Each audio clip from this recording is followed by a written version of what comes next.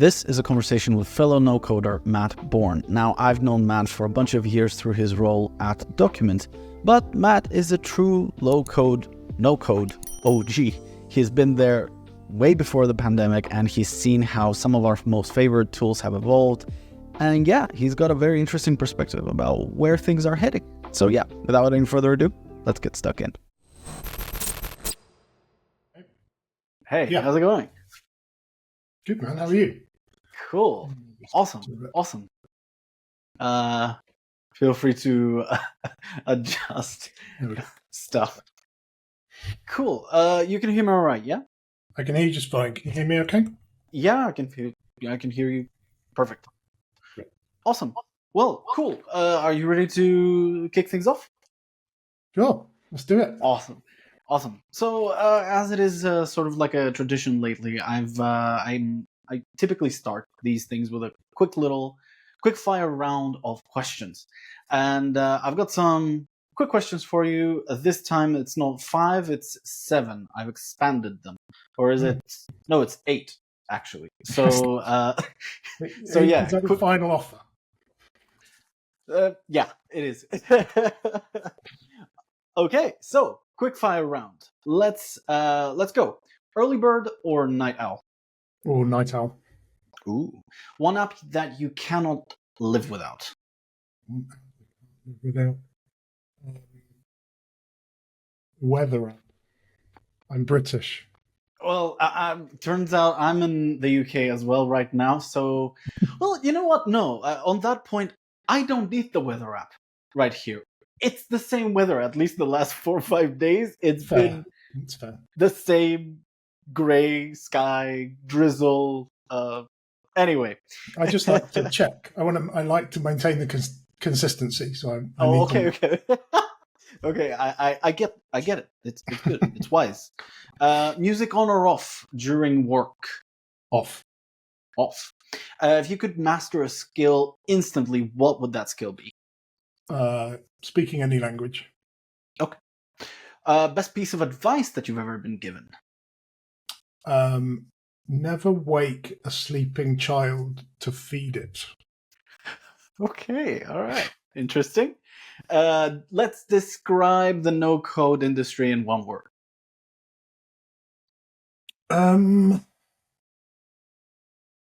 Changeable.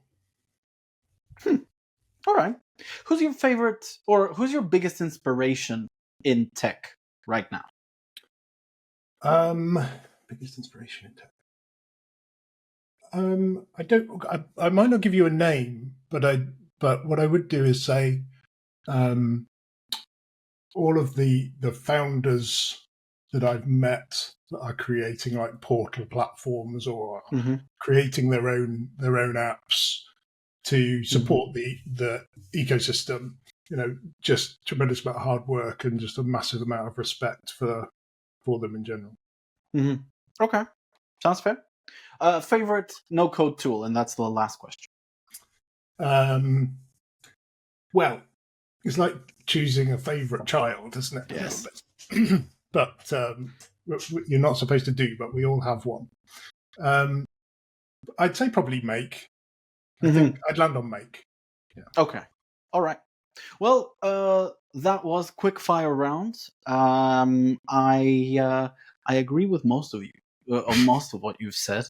Other than the weather app in the UK, that's the only thing that I disagree. It's the same weather, literally. But I get it. It's consistent. That was that one Tuesday that was different. Oh yeah, 6 years ago, I think there was a little bit of sunshine for like 10 minutes. That's right. Yeah. Just briefly. Just briefly. I barely ran out of the house just to catch it. So, Matt, let's peel the onion, as they say. I want to dig into your origin story quite a little bit. You've been one of those OG no coders that I've kind of tracked from the sidelines for a while, and yeah, you've had so many different roles, from tag, from being the director of operations for Document, and now 5x5, or is it 5x5? 5x5. Yeah. So, and now your own agency, 5x5. Yep. What initially drew you into the no-code space and the tools, the technology? How come we had that shift from, especially roles at Tag? What happened in those early days? Yeah, it's a good question. So, well, I suppose I didn't know I was getting into the no-code space. A lot of people didn't realize. Oh, yeah. So when I was working at Tag, just so I guess everybody knows, it's a marketing services business. So they support very large brands around the world with their sourcing activities and their marketing procurement. So I was running the operational teams, and inevitably they were all controlled by Excel. And that came with its own challenges, as you would be aware. And so I would spend a lot of my time like trying to work with the team to understand what tools we could create that are going to make life easier for them and help them to complete their job more efficiently. And that's when I sort of tripped over tools like Airtable in the first instance, which is, I guess, kind of the one that a lot of people arrive at first. Yeah. Because of how powerful it is in comparison to an Excel spreadsheet. So I started tinkering and building with that myself to try and solve some of our own challenges that we had. And from there, there was some success that came with that. It was quick and fast to iterate and easy to build. So we were able to solve some of these problems. And with that came, okay, well, now what can we look at? So then you fall over into Zapier territory. Yeah, of course. And so on and so forth. And then the journey begins. So that was really how I came across tools like that to begin with. And then and then I started to think, okay, well, I've been doing this in my employed role, but it feels like there's a bigger opportunity to support other businesses that need or want to do similar things. And that's when I started to explore perhaps there are other people out there that might also like some help. Were there any, and like, because I shared the same story, I did exactly the same thing. I was working for a company here in the UK, and I began implementing Airtable and so forth, and a lot of Zapier and automation in the operations departments, because there was like operations in customer success, operations in returns or deliveries and such. And I kind of noticed that, hey, I'm just serving these 20 people here. Is there an opportunity to serve more people? But honestly, in my journey, there were influences that kind of drove me towards that path of thinking entrepreneurially. Were there any experiences or any mentors along the way that helped you with your career path to where it's landed sort of today, from the early Tag days, maybe? Yeah, it's interesting. I think probably not from. I mean, they were sort of. I guess I sourced my own, if you like. It was, don't forget, we're talking probably, 9 years or so ago when Airtable started to become reasonably well known. And the no-code industry, such as it is now, didn't exist. So there weren't a whole load of people around that you could ask about it. Exactly. So you had to sort of make your own way. But around the point that I started to look at branching out into, helping other external businesses in the same way that I tried to build my own tools, was when people like Gareth provost at Gap Consulting. He was, became quite a prominent figure very early on in terms of helping people find that journey and navigate the tools that they're using, especially with Airtable. And I actually had the privilege of meeting Gareth last year. I'd spoken to him on and off a little bit, but I actually met him last year, which was, a very strange thing to meet somebody's when you've been watching their videos for like 4 years. So I think people like Gareth that were at sort of the very beginning of the revolution, if you like, if we can call it that brought people on that journey, realizing that they could solve their own problems and help to solve other people's problems with tools like Airtable. So I would say, people like Gareth have been a big influence on me finding, my journey and my niche, if you like, such as it is, because he did the same thing as well. If you listen to Gareth's origin story, it was very sort of similar in the way that a lot of people I think approached it. So that sort of, it felt a very personal, sort of inspirational type of thing that I'm like, okay, maybe this isn't such a silly idea. Maybe I can do this. So Gareth and people like that would definitely had a huge influence. Fast forward to your days at Document. First of all, how did you get the gig? Because that's where I found out about Matt, and I've seen you become like a prominent figure from that role. So how did you get the gig, and what was it like working at Document? Yeah, it's a funny story, actually. Again, a sort of accidental, serendipitous journey that made all that sort of connect and happen. I was researching for some tools that would be able to create documents and PDFs or whatever. Yeah. And I'd been looking at FormStack at the time, which is, arguably the market leader. Very expensive market leader by a lot of measures. Yeah. They've definitely gouged out the spot. But it wasn't quite what I was after, I think. In any case, but I tried it out, and I was looking for other options. And I was on LinkedIn one day, and I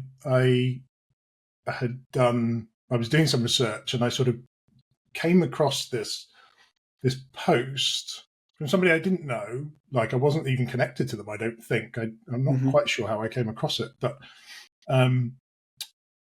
it was somebody that was giving a shout out to one of their relatives, saying, "Hey,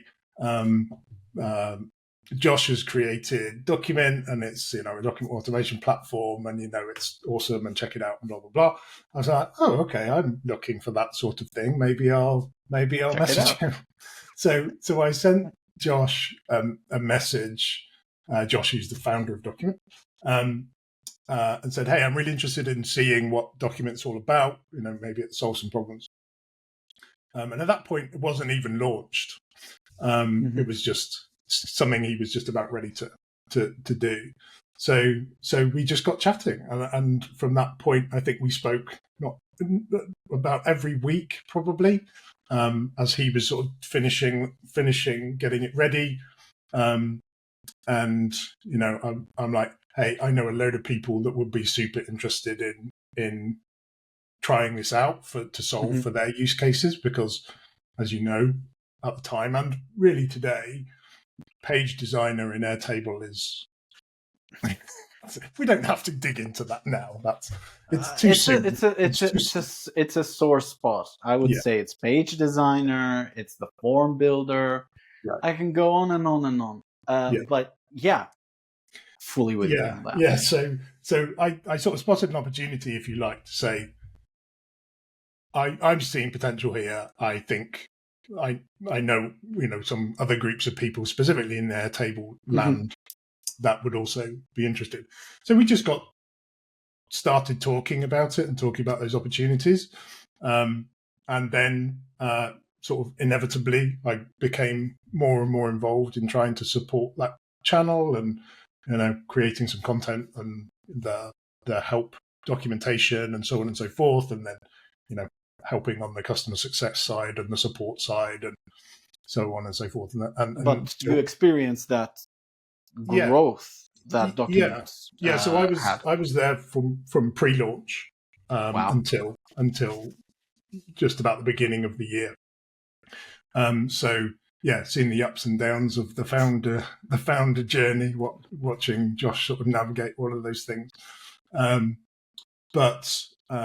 was great. Like, I'm still in touch with those guys and still have a lot of affection and goodwill towards Document as a product, but also as a group of individuals. So it was fun time. How did that prepare you?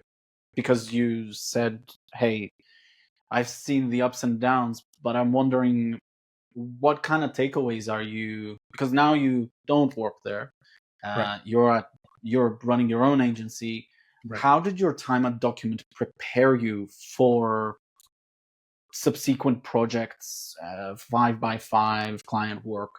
What are some of the key takeaways from that time? Well, I'd been dabbling a little before I joined Document, so I did have connections with some clients before then.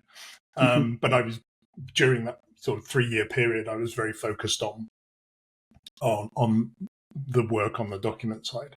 So, but nevertheless, seeing it in action, and I think SaaS is interesting in a way that, in a different way from like consulting or agency land. Yeah. It comes with its own challenges. But I think one thing that became very clear is trying to identify your niche, because being too broad and trying to appeal to everybody is, whilst the total addressable market is of course much bigger, your percentage of it is going to be, incrementally smaller.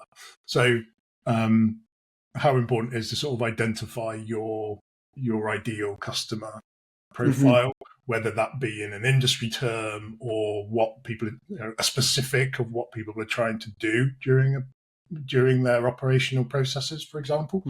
That spending more time on trying to identify what that looks like for you is an often overlooked part, but is important in giving yourself the opportunity to explore that and to fail at it, and to pivot and look in another direction. But I would say trying to identify your niche is a super important thing, and that was, that's a challenge for any business. But I certainly saw that in sharp focus my time at Document, because PDF generation seems like a narrow space already, but actually the market is enormous. So talking specifically to the types of users or customer profiles that you feel are going to benefit most is a really important part of that process. 5x5 era. You've been out of Document for a decent amount of time now, and you've basically picked up where you left off. When you, prior to Document, you did a little bit of client work. Document came around, and now we're back at 5x5. So what I kind of understand the point why you wanted to create 5x5, mainly because you wanted to explore what it's like to build systems for other people other than Tag, basically. What has changed from right before joining Document to picking it right back up now? You've kind of followed it through, maybe through the lens of Document, because you were like involved in Document but still in touch with low code. But has the process changed at all now that you're back in the saddle? Yeah, it definitely has. And I sort of watched it change as well. Mm. I think when,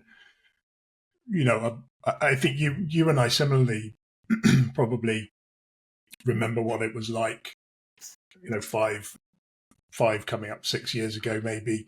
Easy. How different the no code space was in 10 terms years of ago. in terms of the tools that were available, and what was possible to do.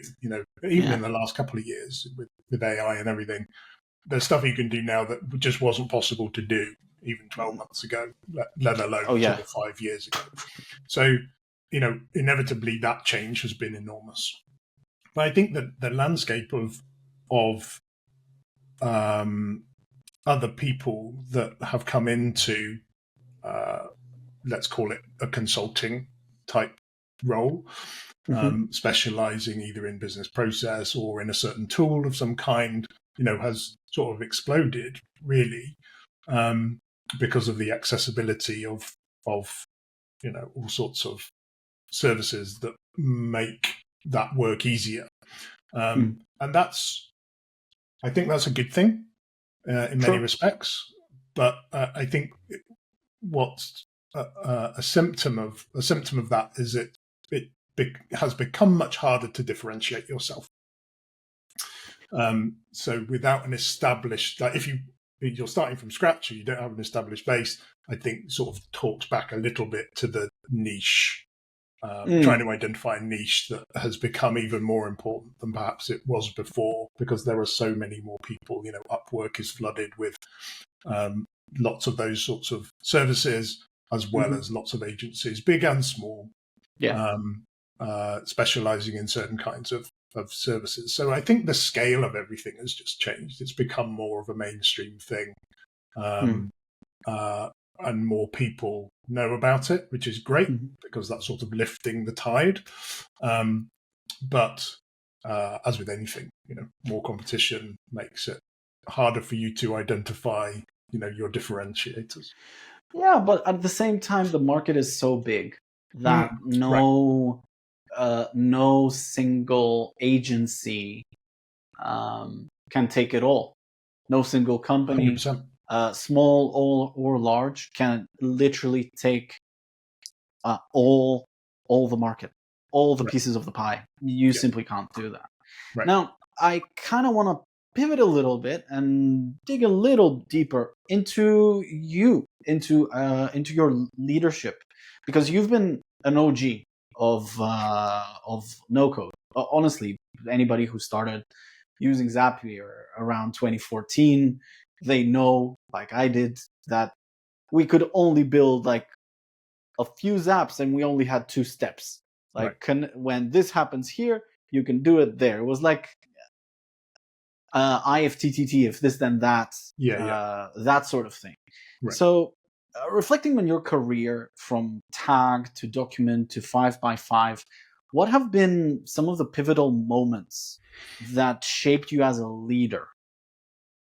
And this is a deep question, so think about it a bit. Yeah, I guess it depends how far back you want to go. I think because I worked at Tag for quite a long time. I was there, I think, 12 years or 13 years. Yeah. And had, I was very fortunate in many respects that I was able to travel extensively and see, work with teams and different people from literally all over the world. And it's an old cliche that travel broadens the mind, but it is absolutely true in my case. And I think having exposure to different ways of working, different cultural behaviors, like, for example, the difference between a European style of working and an Asian style of working.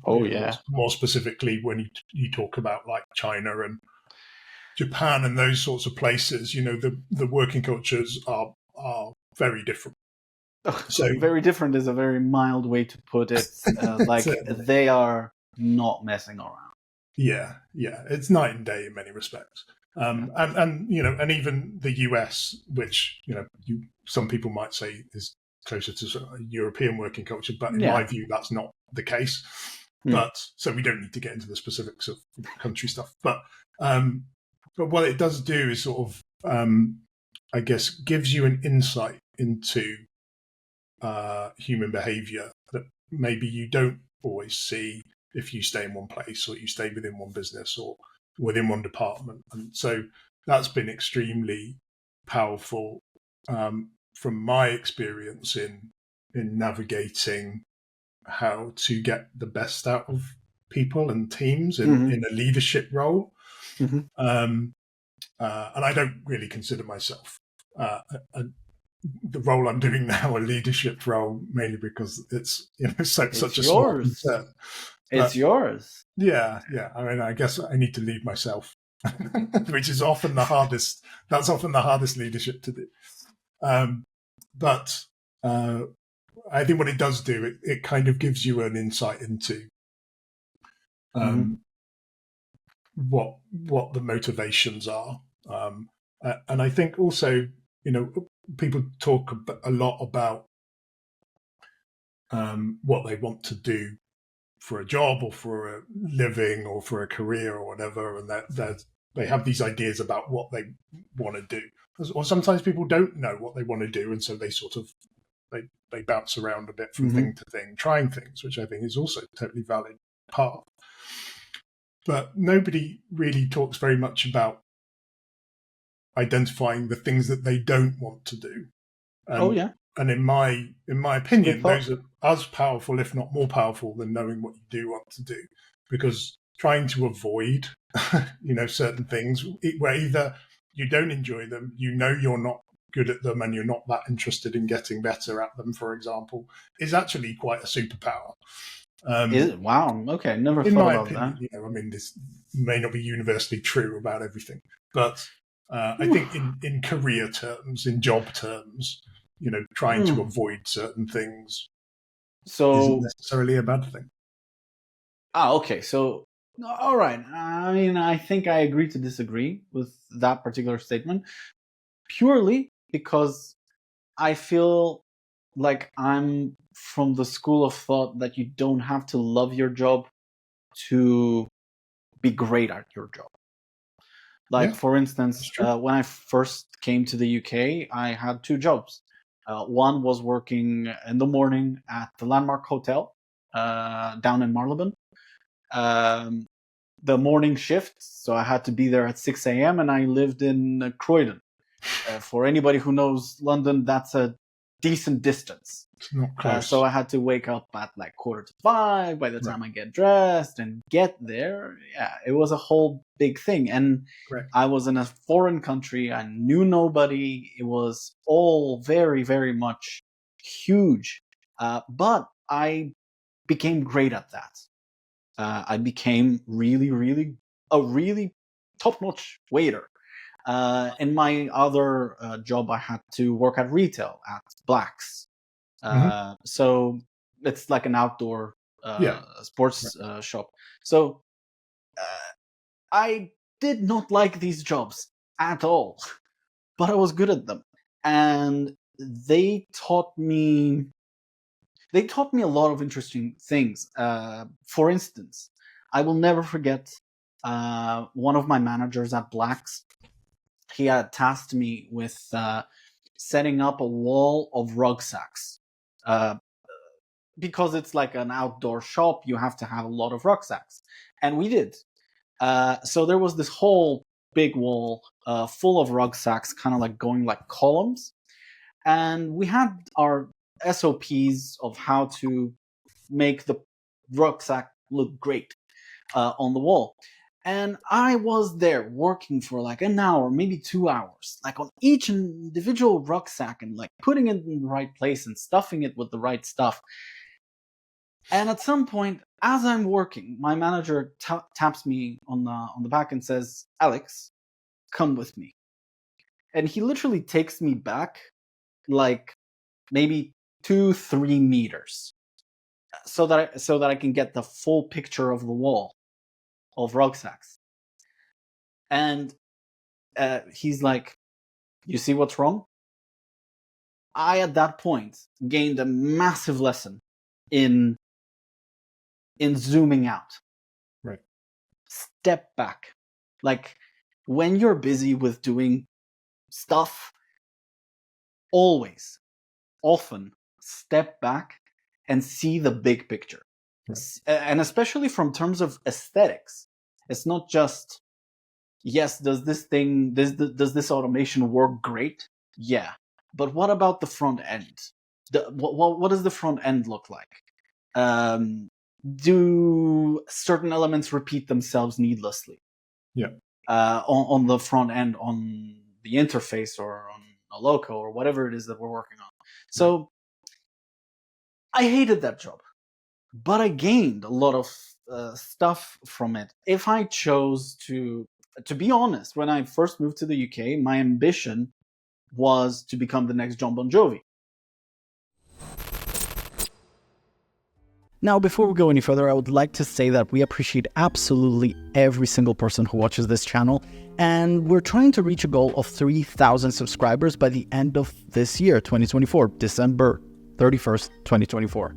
Now, I know what you're thinking, this is kind of like a lame target, but we're a small channel. So let's up the ante. If we get 10,000 subscribers by that date, I will say bye-bye to my most precious possession, my beard. Anyway, back to the video. That went out the door very quickly, within like a week. Because I was studying music for 10 years and I was like, okay, this is the land of opportunity. It wasn't. It was extremely competitive. You had to work for free everywhere. And I had rent to pay. And rents in London especially are not a laughing matter. So, yeah, but enough, I guess, about my ramblings. I wanted to ask you, as a leader, what are some of the habits, or maybe like small daily practices that you might have that have helped you succeed in projects? Do you have any that you can share with us? I don't know that they're necessarily that conscious, if you know what I mean. It's just sort of a it's like not one of like, my habits is zooming out. right. Like that is ingrained, embedded in my mind. Right. Because of my manager telling me off. Yeah. I now have that habit of, Alex, step back, zoom out. Yeah. Well, that's definitely good advice. And I think just to sort of finish that point, I think you can take something from everything that you do, and that's exactly how you should approach everything that happens. Doesn't mean you want to do that thing for the rest of your life, ad nauseum. No. But definitely you can always take something good away, or you should be able to, if you're with the right attitude towards it. Totally agreed.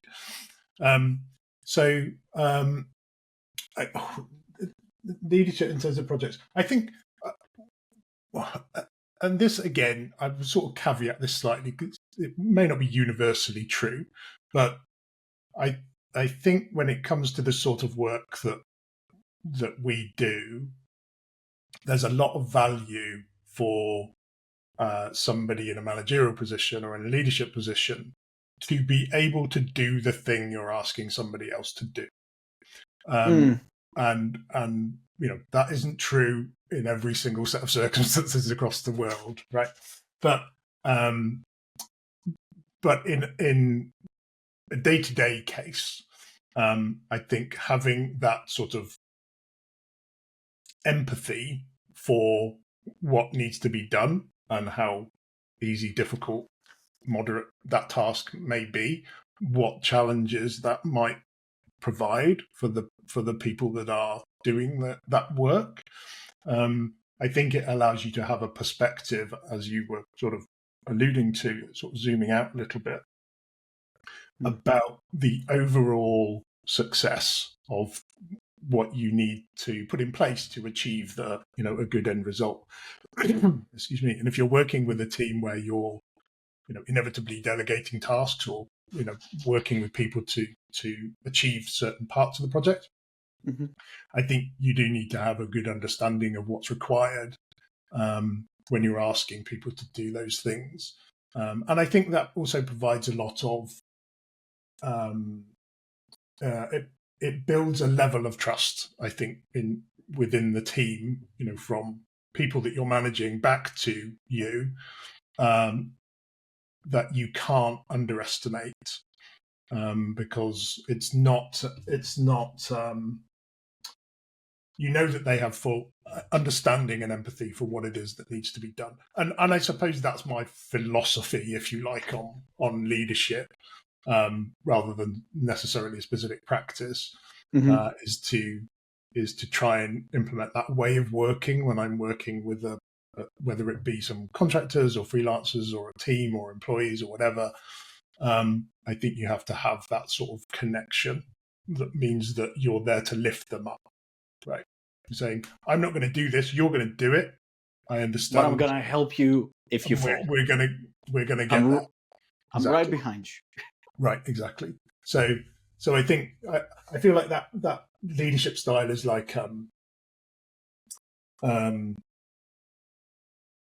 where you're at the service of people who you are leading rather than the other way around. Absolutely.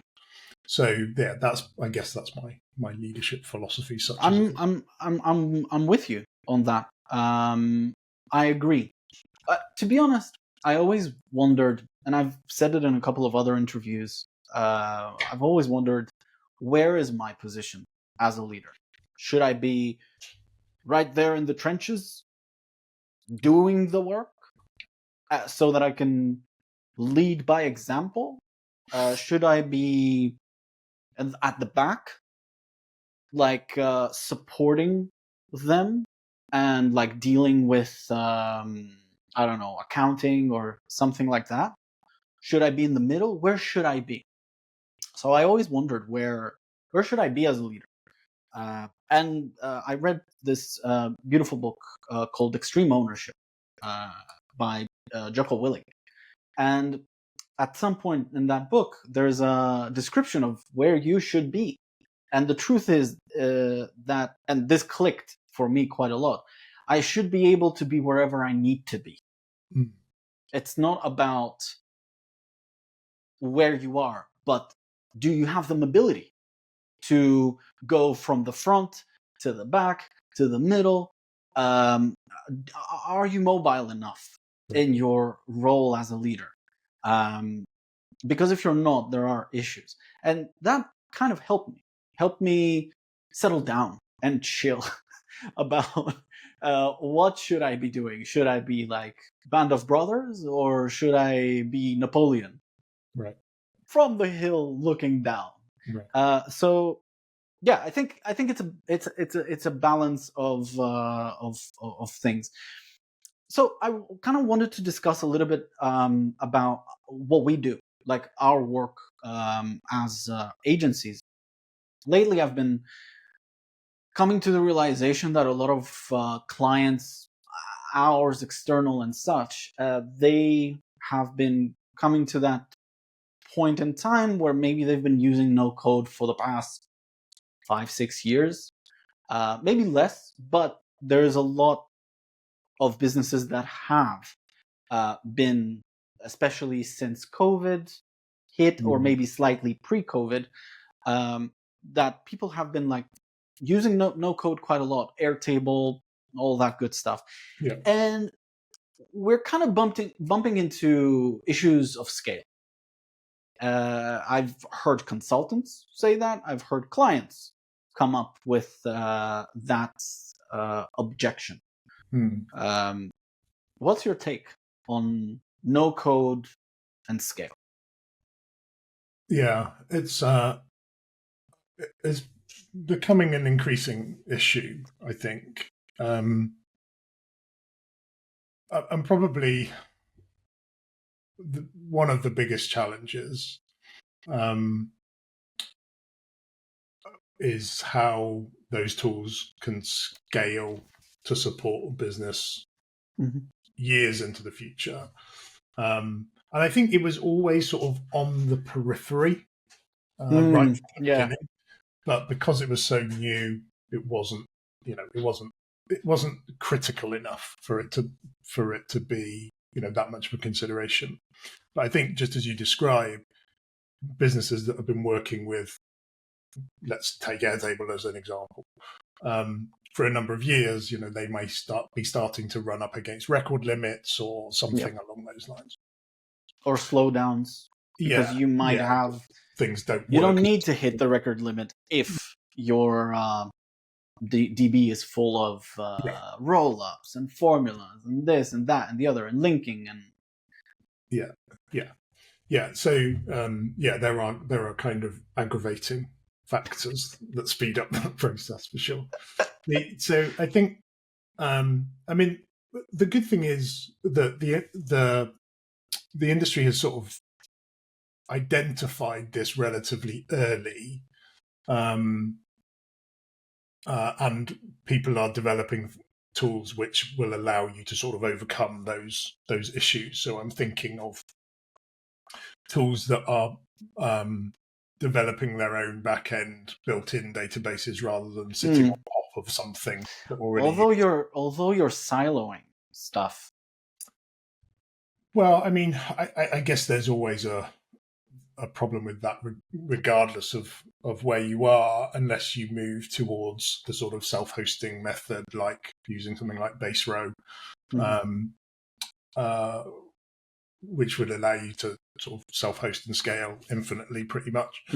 But you have tools like Xano and Superbase and so forth, which are extremely robust platforms, but they are a bit more technical to use. So it's sort of bridging that gap between the accessibility of a tool like Airtable and the power of a Postgres database, as an example. I don't know that there's the happiest of compromises between those two things at the moment. But we're definitely moving in that direction for those people where record limits or just sort of speed in general is becoming a problem. I think so. I think those solutions are presenting themselves, and I think there are definitely options available. But as you move towards a slightly more technical requirement, people get out of their comfort zones with what's possible, which is what attracted them to the whole thing in the first place. All of a sudden now I do need somebody who's sort of maybe not a fully fledged developer, but certainly a technically minded person. But that's I guess they're victims of their own success to some extent. So too much success. Maybe it's not such a bad problem to have. What about AI? Are we? Just recently, when was this? About a week ago, I got a notification that we can trial O1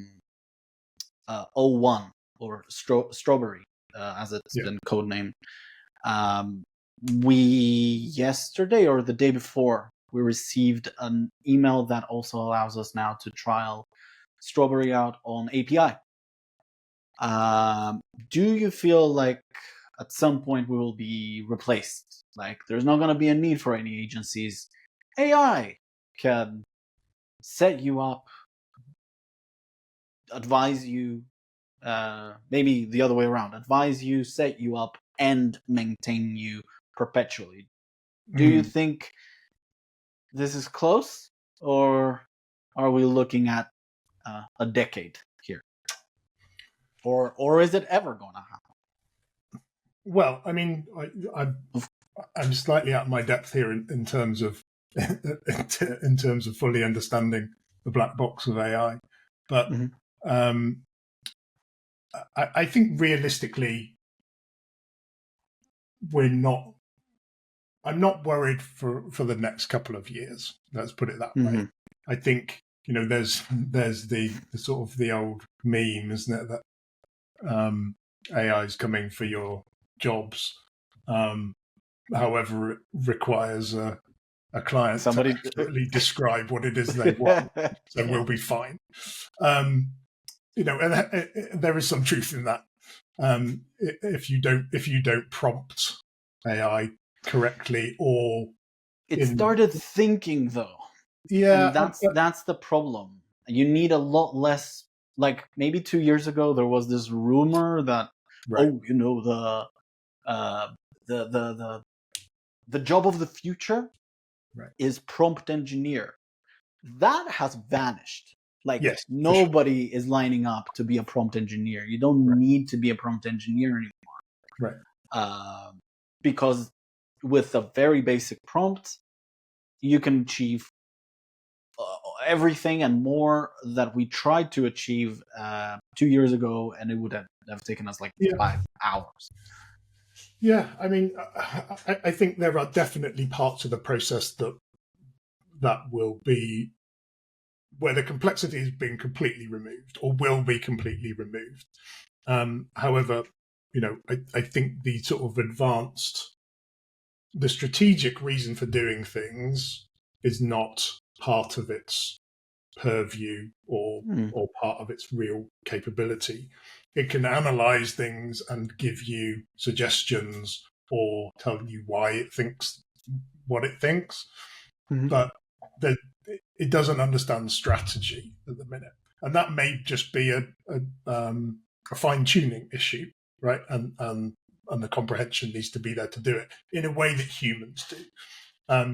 So I think there's still a way to go, but who knows? 100%, the world is going to change drastically from how it is now, even in 5 years' time, in terms of that technology. I think one of the biggest problems is nobody really knows what to do with it apart from technical people, right? So there's all these co-pilots, all for coders and all the rest of it, which I think is a great starting point. But if you go and ask the man in the street, what do you want to use AI for? He'll say, can it clean my house and fill the dishwasher for me?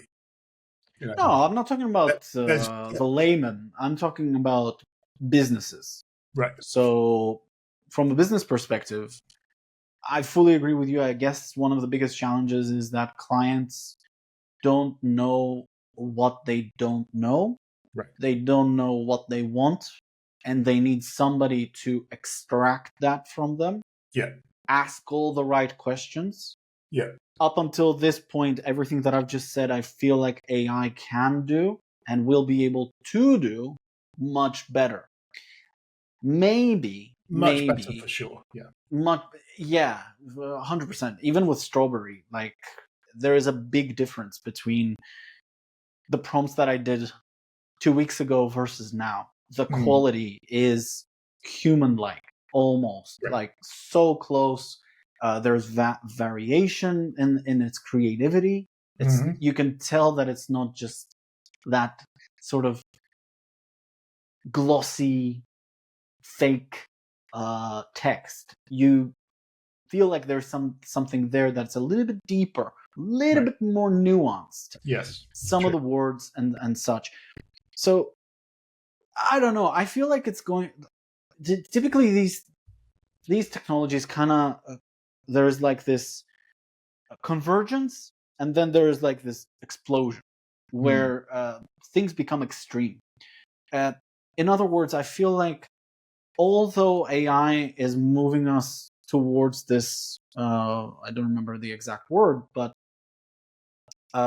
essentially we're going to become one with machines, so to speak. Right. But at the same time, I feel like the value of face-to-face and humans and getting to talk to an experienced expert is also going to skyrocket. Again, this comes from a conversation that I had with a friend of mine, Nigel. I actually have an interview with him, Nigel Park.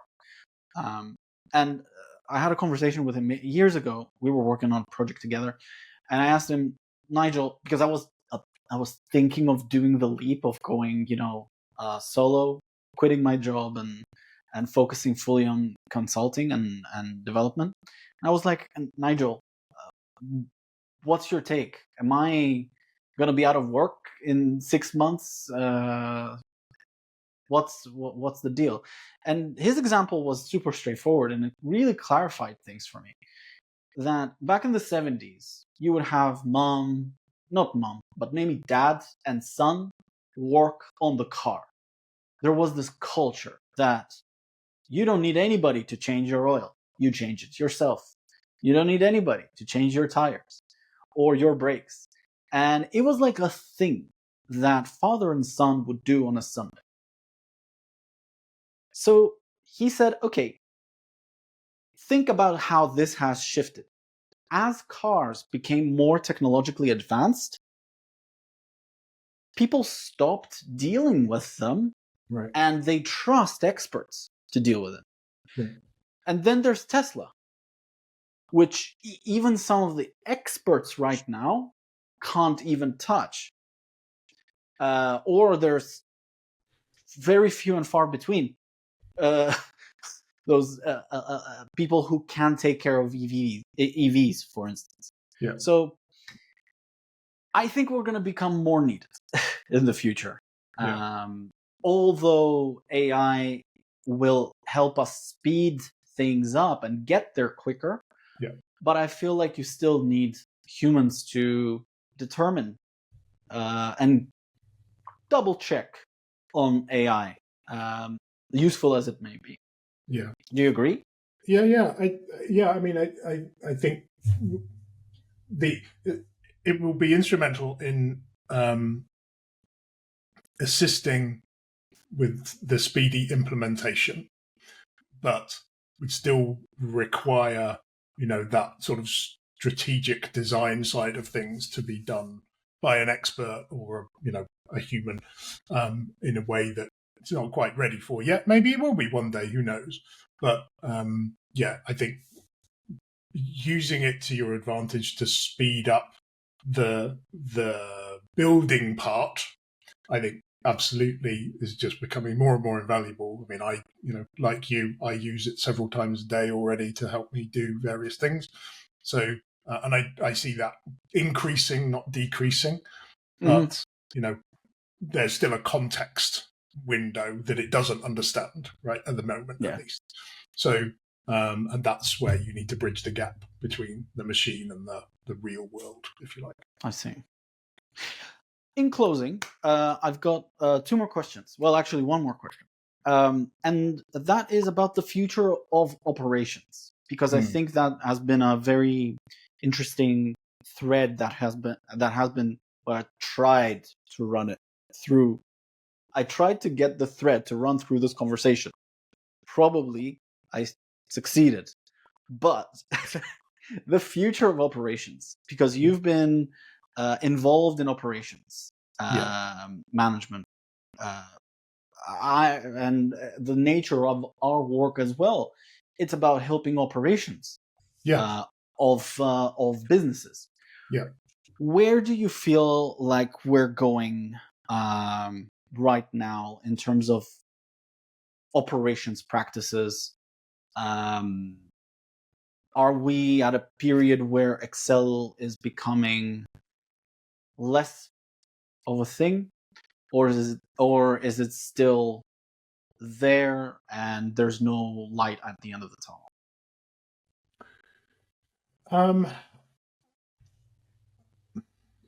I think it's still a thing. That doesn't mean there's no light at the end of the tunnel. I just think it's so embedded in businesses of all sizes, from small 1-2 person operations to multinationals, and probably multinationals are more in the weeds. It's more embedded in those cases because they're so restricted in what other things are available to them. So it's endemic in large organizations. So the opportunity is still huge. But to your sort of original question, I think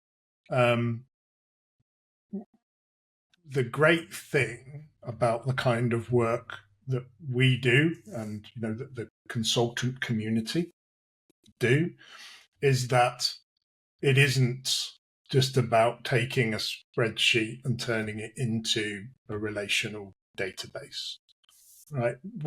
What the really interesting projects or the most valuable projects that I've certainly worked on, and I would imagine it's similarly true for you, is where you're going through the business logic and the reason why a thing's happening the way they are, and that's where the real value is added for them as an organization. You're sort of acting, if you like, as a process counselor, and then you sort of have this technology thing that you build to fix the problem at the end. But to get to that point, you have to really get under the skin of that organization and why things need to be done, and why is it done like that today, and what can we change, what can we improve, what can we remove, because the automation of bad processes is sort of, not only is it heartbreaking, but it makes matters worse, because then all of a sudden nobody sees how terrible this thing is, and that's been designed, so it never get looked at again. Whereas actually, if you approach it from, okay, we start fundamentally with the process that we need. The tools are a side matter. It can be Airtable, it can be whatever. It's really the business logic that needs to be questioned and documented and challenged and built on. And all the tools that we use are just sort of a byproduct of that. Well, you're not going to challenge a client, at least immediately, about a bad process. Typically, they will realize that something is bad themselves. I feel like, especially new clients, that's like going on first dates. You have to be confident, but not pushy. I will meet you where you are, Mr. Client, sort of thing. I will even try your dumb idea. You know what? I'm wrong often. So let's try it. Right. We're going to try your idea first. If it works, fantastic. We've saved everybody some time. If it doesn't, we'll try my thing. Plan B. Let's call my plan Plan B. And typically, after one or two failed Plan A's, they tend to go with Plan B by default. Yeah. What would your advice be to organizations and maybe operations teams, so to speak, that are hesitant to adopt no-code in their day-to-day? Maybe due to scale or security or something like that. Yeah. Well, I mean, I suppose you don't need to boil the ocean. You can go little by little. Yeah. And in fact, it's better if you don't try and do that. So you're probably better to be a little bit cautious, in all honesty, because a lot of these transformation projects are really about confidence. And so if you go little by little and you start with, one problematic thing that you want to try and solve and overcome, and you just focus and work on that. And when you get that working nicely, then you can move on to the next thing. And as you go through that process, you build confidence that there's a result that's going to work for the organization, and whatever the KPI is as to what success looks like, whether that's time saved, money saved, whatever it is. It allows you to start measuring these things that you weren't really measuring before. So I would say, take it step by step and focus on some little problem areas, little problem projects that you want to test the water with, and then build that confidence and build that momentum. and you're building on success the whole time rather than trying to do this big bang. Yeah. And what if it does fail? You won't want to talk about it again for years because of the bad experience. So I would say take your time, step by step, and build up that confidence. Sounds good. That sounds like solid advice. I agree with it. One spreadsheet at a time. Right. Although I must say, you know what? One thing that seems to have worked for us quite often is to not be Hitlerish about spreadsheets. In fact, Mr. Client or your team can still use spreadsheets. Please be my guest. Use spreadsheets. Use Dropbox. Use, I don't care, Windows Explorer to save your files. Right. But anything that's important to the business needs to be in Airtable or needs to be in NoLoco. It needs to be there. Like KPIs, what tool we use to track our KPIs, that's where you put your latest, greatest work, your latest sale, your latest version of this artwork, your latest interaction with a client, whatever it is, that's KPIable, that's important to you as an employee of a company, you put it there. Because typically business owners want to regain control. Excel is loss of control. It's okay, there's Excel Online and all of that, but even with that, we've seen Excel workflows break because people can jump in, they can edit any cell they like, and suddenly, poof, everything's up in the air. Right. So, that also kind of lowers the tone down with Excel, because sometimes people are just so frustrated with the problem, with the pain, and it's good to kind of instill that calm confidence that if people want to use Excel on your team, go ahead, use Excel, no problem. Track your own work in Excel, but when it comes to the business, evaluating progress, and everybody singing from the same song sheet, we input all of this into Airtable or something common. Yeah. So that is it in terms of my questions. And as we usually do, you have the floor. You can ask me whatever you want. This is your time. Oh, wow. I wish I'd prepared something now. Well, first of all, thanks so much for having me on. It's been a real pleasure and privilege, and I've been following along on your YouTube channel for a little while. So it's been really nice to see some familiar faces as well. True. On there for sure. But I'd love to hear from your side as to turn a few of these questions back on you as to go for it, as to what direction or what opportunities you see for consultants in the near future, given that there's so many of us now, and whilst the market is very large, I think it's helpful to have an idea or direction as to where we think the market's going. So I'd love to hear your ideas around that. Okay. First of all, core principle, at least for me, is build on strength.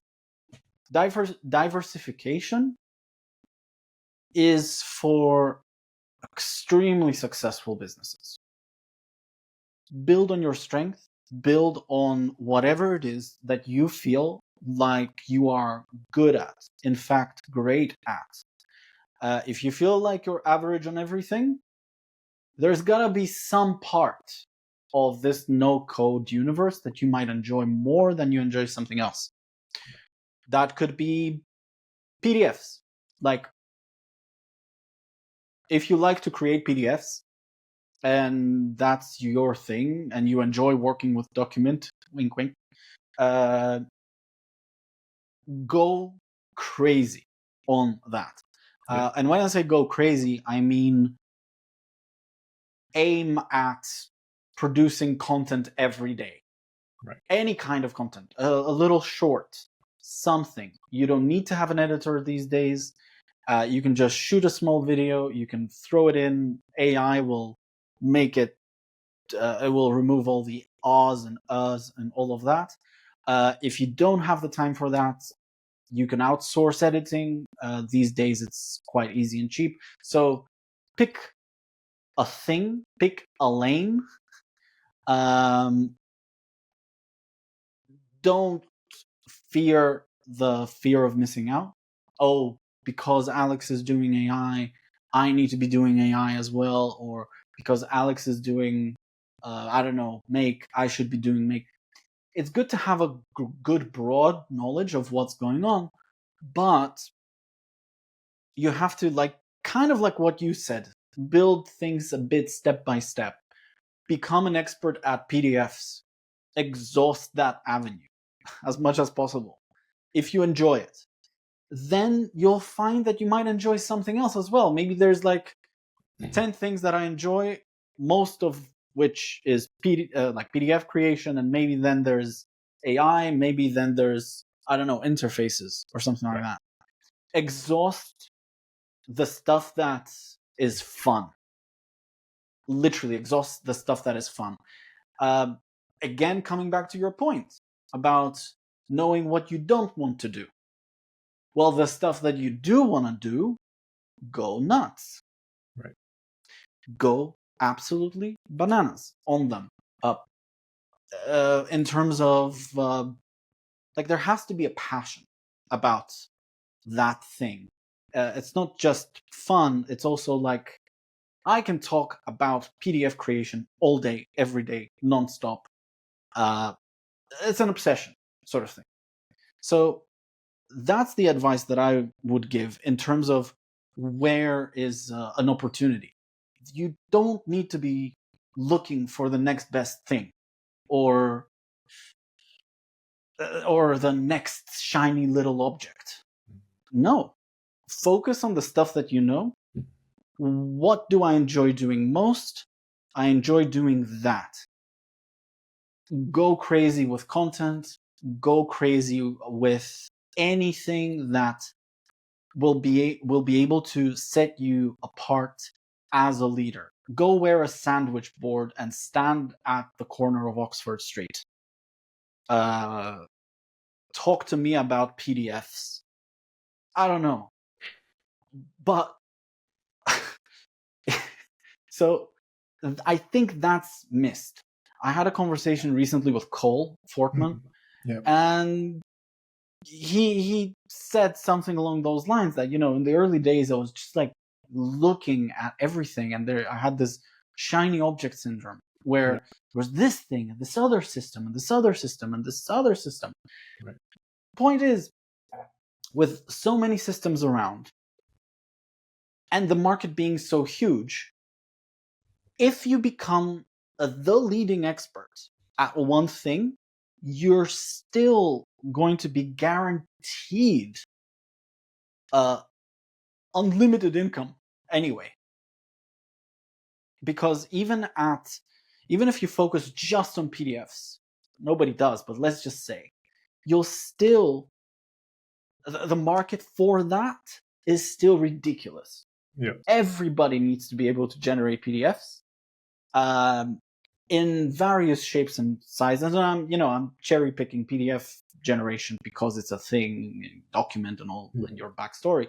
But it could be anything. It could be Airtable interfaces. It could be make.com, but specialized in integrating Xero, for instance, because the Xero API backwards and forwards and diagonally.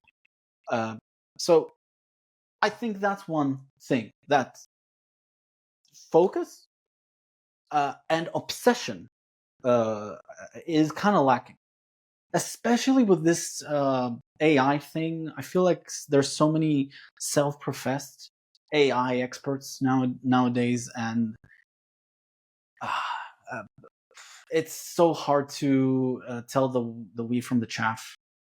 a lot of the times, because everybody's an AI expert, everybody's a no-code expert, but when it comes to showcasing their work, it's all cloak and dagger. So, yeah, hopefully that was a decent response about new opportunity. In other words, there's plenty of opportunity with the gnome stuff. Hopefully I've covered you. Yeah. Any other... I totally agree. I think again, like finding your niche and finding your ideal market is just such an important thing, and there's so much more opportunity, and the barriers are so low these days. They're going to get even lower. Find your market. They're going to get even lower because the kids that are 12 right now, or maybe let's say 15, they're like in high school or something like that. Right.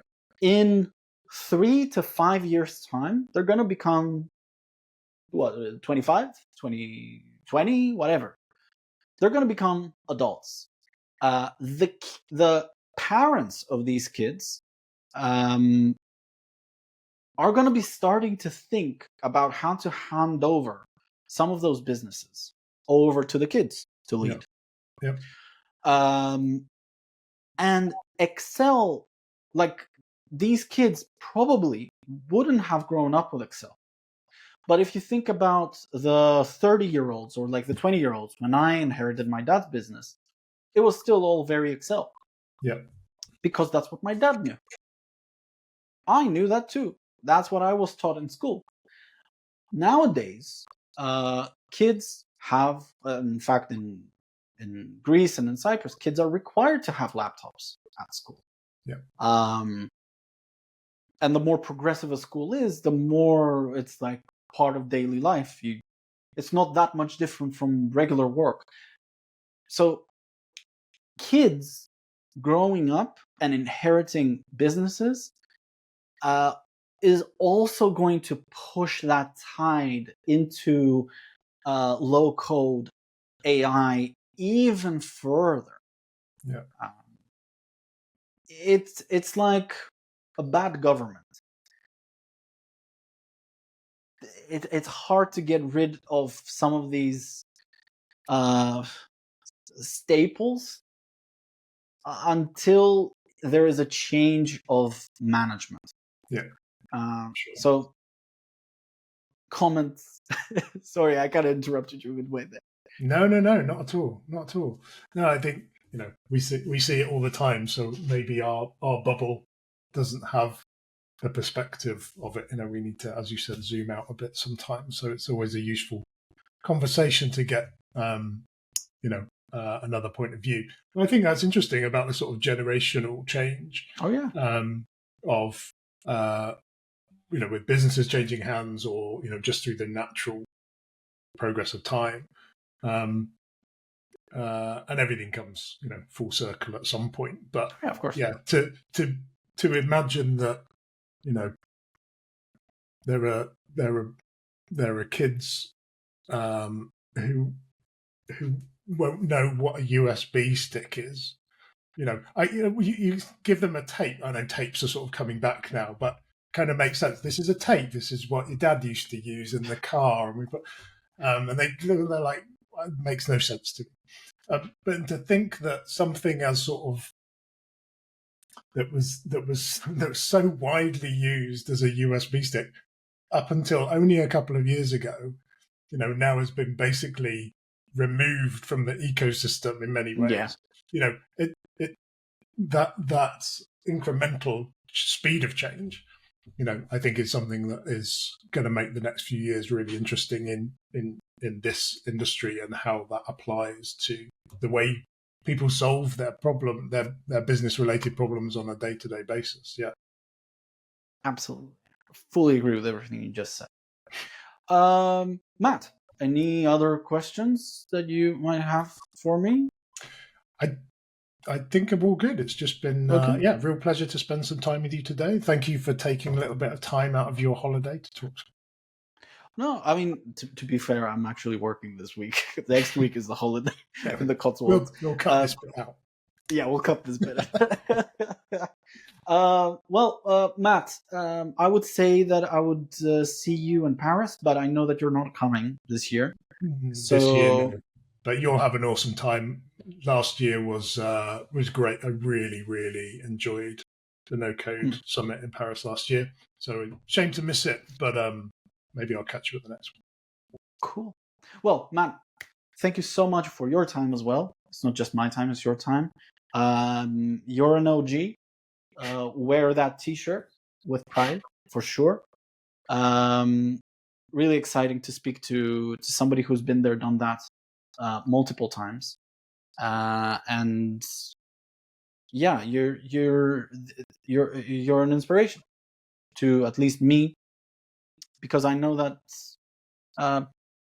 you've been through a lot of things, especially in difficult environments. You can't not learn how business works when you're spending 12 years at TAG. And doing so much great work, and then jumping ship, going to Document, witnessing that growth. Yeah, you're an inspiration, at least to me, for sure. So, dude, thank you so much, and we'll catch up hopefully next year. I think we need to pencil something in to do this again, because things will have changed by then, and it will be nice to see what the cat has brought in. Hopefully it's not a dead mouse. Yeah. Hopefully it's not a community of like jobless consultants. Hopefully it's that as well. Yeah. Thanks so much, Alex. I really appreciate it. Thanks, Take care for now. Cheers. Thank you. Bye-bye.